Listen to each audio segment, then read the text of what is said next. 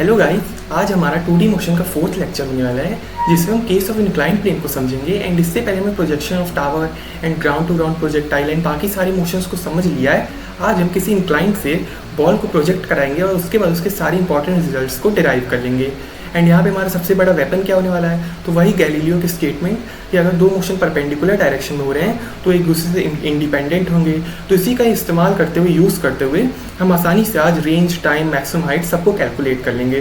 तो आपको क्या करना है, जो मैं डेरिवेशन कराऊँ आपको उसे ध्यान से देखना है, क्योंकि कल से हम जब वीडियो लाएंगे क्वेश्चन प्रैक्टिस के तो हम रिजल्ट्स को डायरेक्ट अप्लाई नहीं करेंगे, हम वहाँ पे भी अपने लॉजिक को लगाएंगे, गैलीलियो की स्टेटमेंट का यूज़ करेंगे एंड वहाँ पे भी क्वेश्चन सॉल्व करेंगे। तो चलिए बिना टाइम वेस्ट करते हुए आज केस ऑफ इंक्लाइंड प्लेन को झट से यहाँ पे समझ लेते हैं कि इसमें करना क्या है, कैसे मोशंस की ट्रेजेक्ट्री वगैरह कैसे क्या होगी। तो चलिए बिना टाइम वेस्ट करते हुए स्टार्ट करते हैं। तो सबसे पहले यहाँ पे मैं आपको एक ओवरव्यू दे रहा हूँ कि हमारे पास एक इंक्लाइंड प्लेन है जो कि थीटा एंगल पे इंक्लाइंड है एंड वहाँ से हमने एक बॉल प्रोजेक्ट की है जो कि यू स्पीड के साथ अल्फा एंगल। ये अल्फा एंगल किससे बना रहा है, तो इंक्लाइंड प्लेन का जो इंक्लाइंड वाला प्लेन है उसके साथ अल्फा एंगल बना रहा है। तो हम एक काम करते हैं, जैसा कि हम जानते हैं कि जब भी हम बॉल का मोशन ले रहे थे तो हम वहाँ से मोशन ले रहे थे बॉल का जहाँ पे वो इंक्लाइंड रहती है। तो इस बार ये बॉल ग्राउंड पे तो है नहीं, इस बार इंक्लाइंड प्लेन पे है, तो इस एक्सिस को अपनी एक्स एक्सिस कंसीडर कर लेते हैं। जैसा कि आप देख रहे हो मैं इसको हाईलाइट कर रहा हूँ, तो इसको अपनी एक्स एक्सिस कंसीडर कर ले रहा हूँ। एंड अगर इसको मैंने एक्स एक्सिस माना है तो इसके परपेंडिकुलर जो एक्सिस होगी वो अपनी वाई हो जाएगी, मतलब कुछ ऐसा केस है, तो ये अपनी वाई एक्सिस हो गई। अब यहाँ पे करना क्या है कि अब यहाँ पे ग्रेविटी के भी दो कंपोनेंट हो जाएंगे, क्योंकि जैसा कि हम जानते हैं जी नीचे की तरफ लगेगा। तो आप ध्यान से देखिएगा, यहाँ पे ग्रेविटी नीचे की तरफ लगेगी तो इस तरफ कुछ थीटा एंगल बनेगा अपना। तो इधर क्या आ जाएगा, जहाँ पे मैं आपको दिखा रहा हूँ जी कॉस थीटा, एंड इसके परपेंडिकुलर इस डायरेक्शन में क्या आ जाएगा, जी साइन थीटा। तो आप देख सकते हो कि यहाँ ग्रेविटी के भी दो कंपोनेंट आ गए, जैसा कि मैंने किया कि जी अगर नीचे लग रहा है तो वहाँ पे ये थीटा एंगल बनाएगा। अब बनाया कैसे, तो इसको आप ऐसे समझ सकते हो कि यहाँ पे जैसा कि मैंने आपको दिखाया ये थीटा एंगल है, यहाँ पे ग्रेविटी नीचे की तरफ लग रही है, तो यहाँ पे ध्यान से देखिए ये तो अपना परपेंडिकुलर हो जाएगा, तो ये एंगल कितना बनेगा, ये अपना हो जाएगा 90 माइनस थीटा। तो ये अगर 90 माइनस थीटा है तो ये कितना हो जाएगा, थीटा। तो इस वजह से मैंने यहाँ पे इसको डायरेक्ट थीटा लिख दिया है। तो ये कुछ है नहीं, यहाँ पे आपको एक्स वाई ट्रायंगल में जो हमारा वही रहता है कि तीनों एंगल्स को जोड़ के 180 सम होता है, तो उसी का यूज़ करके हमने यहाँ पे थीटा एंगल निकाल लिया और ग्रेविटी के दो कॉम्पोनेंट कर दिए। अब हमारा जो मेन टॉपिक है जिसको हमेशा यूज़ करते हैं कि x की डायरेक्शन में मोशन अलग लिखेंगे एंड y की डायरेक्शन में अलग। तो यहाँ पे आप देख सकते हो x डायरेक्शन को हमने कुछ ऐसा माना है, मतलब इंक्लाइंड प्लेन की तरफ हमारी x एक्सिस है एंड यहाँ पे हमारी y एक्सिस है, एंड ऐसे कुछ इंक्लाइंड प्लेन है जहाँ पे हमारा थीटा एंगल बन रहा है। अब चलिए तो ऐसे कुछ है। तो चलिए, तो अब हमने ओवरव्यू देख लिया है। अब यहाँ पे x एंड y के मोशन को अलग अलग लिखने की कोशिश करते हैं। तो सबसे पहले x डायरेक्शन में वेलोसिटी लिखते हैं। तो आप यहाँ पे ध्यान से देखिए x की तरफ वेलोसिटी कितनी हो जाएगी, यहाँ पे देखिए x की तरफ वेलोसिटी, तो मैं अगर इधर वेलोसिटी कैलकुलेट करूँगा तो ये कुछ हो जाएगी u cos अल्फा।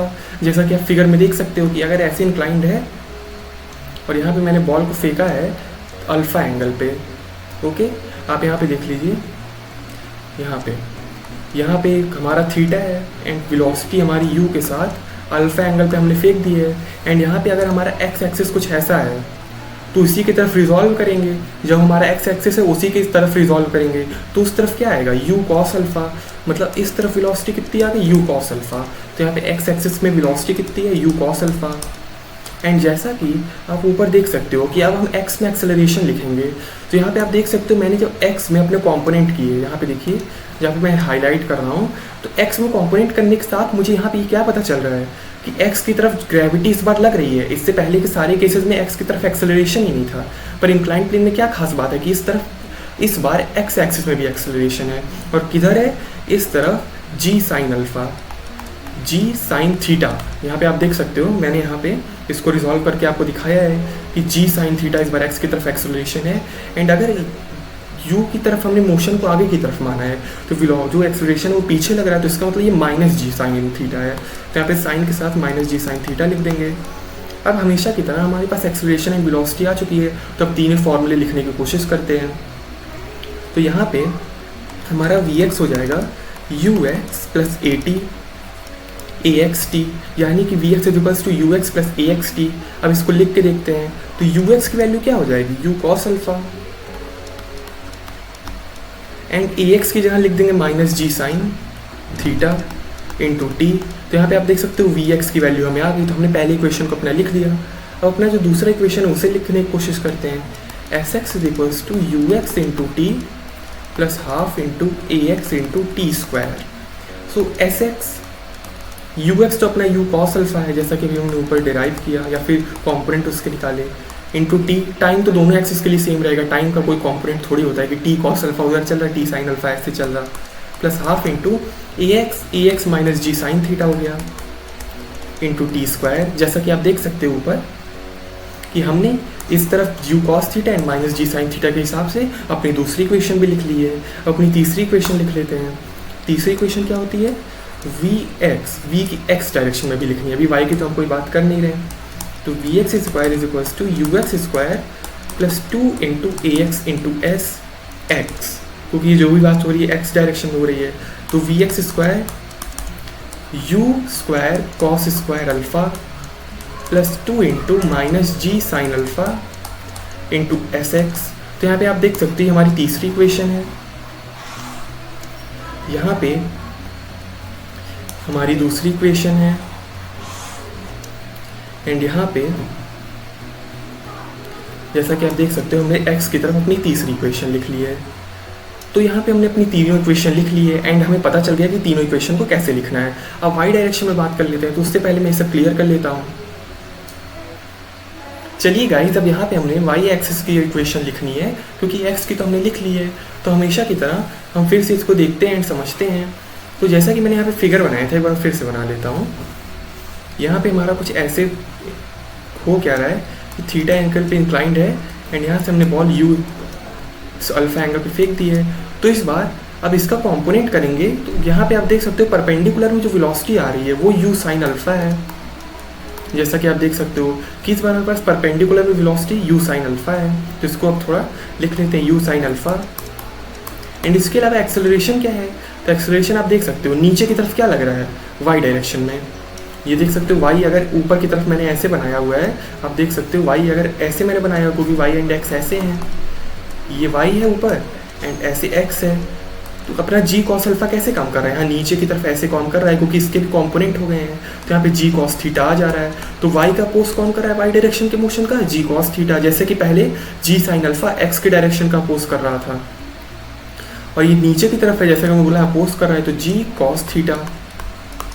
अब हमारे पास एक्सेलरेशन एंड वेलोसिटी आ गई वाई डायरेक्शन की भी, तो जल्दी जल्दी लिख लेते हैं। V Y equals to you Y plus A T, तो U sine alpha minus ji cos theta into T. S Y is equals to U T plus half A T square, so S Y is equals to U T plus half A T square. And अपनी last equation V Y square is equals to you Y square minus यहाँ पे 2g sine theta into S Y. अब आपको देख, ये सब हमने काफ़ी बार कर चुके हैं, क्योंकि हमने एक्स एंड वाई की डायरेक्शन को अलग अलग स्टडी किया मोशन को, एंड उसके बाद उसका एक्सेलरेशन एंड वेलोसिटी को अलग अलग कॉम्पोनेंट निकाल के दोनों को परपेंडिकुलर इक्वेशन मान के दोनों को इंडिपेंडेंटली सॉल्व कर दिया। अब इसके बाद हमारे पास इंपॉर्टेंट जो टर्म्स आते हैं, सबसे पहले हमारे पास क्या आ रहा है, सबसे पहले हमारे पास आ रहा है टाइम ऑफ फ्लाइट। तो टाइम ऑफ फ्लाइट कैसे निकालेंगे, तो यहाँ पे आप समझिए। अब यहाँ पे हम टाइम ऑफ फ्लाइट निकालने वाले हैं, तो आप देख लीजिए। सबसे पहले वो कुछ ऐसा रहा है, alpha angle theta, you speed से फेंका, ये अपनी हो गई एक्स एक्सिस, ये हो गई अपनी वाई एक्सिस, एंड ये जब बॉल ऐसे घूम के जाएगी, तो आप देख नहीं रहे हो कि एक्स में तो इसका कुछ है, क्योंकि x ऐसे है, तो मान लेते हैं x में r डिस्टेंस चली, पर y में जो जितना ऊपर जा रही है वो नीचे आ जा रही है, मतलब y में इसका जीरो हो जा रहा है, जो इसकी डिस्प्लेसमेंट है या फिर जो पोजीशन है। क्योंकि आप देखिए y में कुछ चला तो यहाँ पे कुछ भी हो सकता है, मान लेते हैं यहाँ पे y1 है, यहाँ पे y2, लेकिन आके नीचे तो यहाँ जीरो ही हो जा रहा है। मतलब अगर हम s Y is equals to you y t plus half A T square में y की जगह जीरो पुट कर दें, तो हमारे पास टाइम आ जाएगा। बस इतना ही आपको करना है। तो चलिए, so sy is equals to u y into t plus half a y t square, इतना हमें करना है। एंड एस वाई की जगह सीधा डायरेक्ट जीरो पुट कर दे रहा हूँ मैं। तो यू वाई इंटू टी, तो यू वाई क्या हो जाएगा अपना, u sine alpha into t minus half into g cos theta t square. एक बार टी को कैंसिल ही कर सकते हैं, तो एक बार टी को मैंने कैंसिल किया तो ये अपने पास आ गया u sine alpha minus half g cos theta into t. And उसके बाद यू साइन अल्फा को उधर भेज के जी कॉस थीटा को नीचे भेज देंगे। तो यहाँ से हमारे पास क्या आ जाएगा, 2u साइन अल्फा अपॉन जी कॉस थीटा। तो यहाँ पे आप देख सकते हो इस बार टाइम ऑफ फ्लाइट की हमारे पास वैल्यू आ गई है। एंड ये हमेशा पहले की तरह है। अगर आपको याद होगा, अगर हम ग्राउंड टू ग्राउंड प्रोजेक्टाइल करते थे तो वहाँ पे ऊपर 2u साइन अल्फा ही आता था, बस नीचे क्या आता था जी। लेकिन इस बार जी कर नहीं लेंगे क्योंकि जी तो इस बार वाई डायरेक्शन में काम नहीं कर रहा है, इस बार जी कॉस थीटा कर रहा है। तो आप इसको रटने की या फिर याद करने की एक ट्रिक भी बना सकते हो कि ground to ground projectile and इसमें तो सेम ही रहेगा ऊपर का 2u साइन अल्फा। एंड उसमें कोई कॉम्पोनेंट तो हॉरिजॉन्टल वेलोसिटी या फिर वर्टिकल वेलोसिटी में कोई कंपोनेंट तो देखने में मिलता नहीं था क्योंकि वो डायरेक्ट नीचे एक्सेलरेशन काम करता था ग्रेविटी का। लेकिन इस बार किसी एंगल पे काम कर रहा है क्योंकि हम इंक्लाइन पे काम कर रहे हैं। तो यहाँ पे आप देख सकते हो 2u साइन अल्फा अपॉन जी कॉस थीटा, इतनी आसानी से हमने इसे निकाल लिया। अब इसके बाद आता है हमारा नेक्स्ट टर्म मैक्सिमम हाइट। तो चलिए सबसे पहले आप टाइम ऑफ फ्लाइट को नोटिस कर लीजिएगा, इसको हम कैपिटल टी से डिनोट कर दे रहे हैं। तो टाइम ऑफ फ्लाइट तो अपने कैपिटल टी से डिनोट करते हैं क्योंकि टाइम ऑफ फ्लाइट है तो कैपिटल टी से इसका डिनोशन बना है, तो इसको डिनोट कर दिया हमने। तो 2u साइन अल्फा अपॉन जी कॉस थीटा हो गया। अब इसके बाद मैक्सिमम हाइट को कैलकुलेट कर लेते हैं। तो एच मैक्स, अब गाइस एच मैक्स को कैसे कैलकुलेट करें, तो अब चलिए हमेशा की तरह थोड़ा दिमाग लगाते हैं। भैया जब एच मैक्स होगा तो वहाँ पे होता क्या था, हमेशा की तरह वहाँ पे वाई डायरेक्शन की वेलोसिटी जीरो हो जाएगी जैसा कि पहले होता था। हमेशा एच मैक्सिमम होते हुए पार्टिकल की वाई डायरेक्शन की वेलोसिटी जब जीरो हो जाएगी तभी तो हाइट मैक्सिमम आएगी, क्योंकि हाइट का मतलब क्या है, वाई डायरेक्शन में मोशन। रेंज का मतलब क्या है, एक्स डायरेक्शन में मोशन। तो रेंज कब सबसे मैक्सिमम होगी, जब आगे पार्टिकल जाना बंद कर दे, मतलब वी एक्स बराबर जीरो। ऐसे हाइट मैक्सिमम कब होगी, जब ऊपर पार्टिकल जाना बंद कर दे, मतलब वाई डायरेक्शन में वेलोसिटी जीरो हो जाए, मतलब हमें इस बार वी वाई को जीरो करना है। अब ऐसी कोई इक्वेशन जो कि हाइट एंड वी वाई के साथ लगती हो, तो हमारी थर्ड इक्वेशन जो कि है v Y square is equals to you Y square plus 2ay/as। तो चलिए उसको भी अप्लाई कर लेते हैं। तो यहाँ पे लिख लेते हैं सबसे पहले v Y square is equals to you Y square plus 2ay into s. Okay guys, तो यहाँ पे हम इसको लिख ले रहे हैं। तो वी वाई, अब वी वाई को तो हमें जीरो करना है, तो जीरो का square is equals to you Y square. U Y square क्या होने वाला है, यू वाई स्क्वायर मतलब वाई स्क्वायर में अपना वेलोसिटी, तो u square sine square alpha minus 2 into a y. तो ए वाई हमारा क्या था, माइनस जी कॉस थीटा, तो माइनस को मैंने पहले ही बार ले लिया है, तो g cos theta into s. तो यहाँ से अपने पास क्या आ जाएगा, u square sine square alpha उधर जाएगा, तो u square sine square alpha is equals to 2g cos theta into, उसको एस की जगह एच मैक्सिमम लिख दे रहे हैं क्योंकि हम लोग एच मैक्सिमम इसको निकाल लिए हैं। तो एच मैक्स हो जाएगा अपना U square sine square alpha upon 2g cos theta. So यहाँ पे आप देख सकते हो एच मैक्सिमम की जो हमारे पास वैल्यू आ रही है वो भी हमारी पहले की तरह बिल्कुल सेम है। पहले हमारे पास एक्स मैक्सिमम क्या होता था, you square sine square alpha upon 2g। इस बार हमारे पास दोनों इक्वेशन में क्या क्या ऐड हो गया है, ये जो हमारे पास ग्रेविटी का जो कंपोनेंट है, पहले हमारे पास ग्रेविटी जो थी वाई डायरेक्शन में केवल जी काम करती थी, लेकिन इस बार वाई डायरेक्शन में जी कॉस थीटा काम कर रही है। तो बस आपको इतना याद रखना है कि पहले यानी कि ग्राउंड टू ग्राउंड प्रोजेक्टाइल या फिर प्रोजेक्टाइल जो हम एक टावर से करते थे तो उसमें केवल जी काम करता था नीचे की तरफ, लेकिन इस बार जी का कंपोनेंट काम कर रहा है। तो बस दोनों में इतना ही डिफरेंस है, बाकी सब तो मुझे सेम लग रहा है। तो बस आपको एच मैक्सिमम एंड टाइम का पता चल गया है। अब रेंज निकाल लेते हैं एंड इसके बाद हमें पता चल जाएगा कि बाकी इसके बाद क्या होना है। चलिए रेंज भी निकाल लेते हैं। तो इसको पहले मैं क्लियर कर देता हूँ क्योंकि हम काफ़ी अब स्क्रॉल कर चुके हैं, तो हमें ऊपर से अब बार बार अपनी इक्वेशन को देखना पड़ेगा। तो उसको पहले हम चलिए थोड़ा क्लियर कर लेते हैं। तो चलिए गाइज अब अपनी रेंज को कैलकुलेट कर लेते हैं। तो रेंज का मतलब जैसा कि मैंने बताया मैक्सिमम हाइट में हम क्या करते थे, वी एक्स बराबर जीरो, अब वी वाई बराबर जीरो, क्योंकि तभी तो हमारी मैक्सिमम हाइट होगी। तो इसका मतलब यहाँ पे वी एक्स जीरो होगा।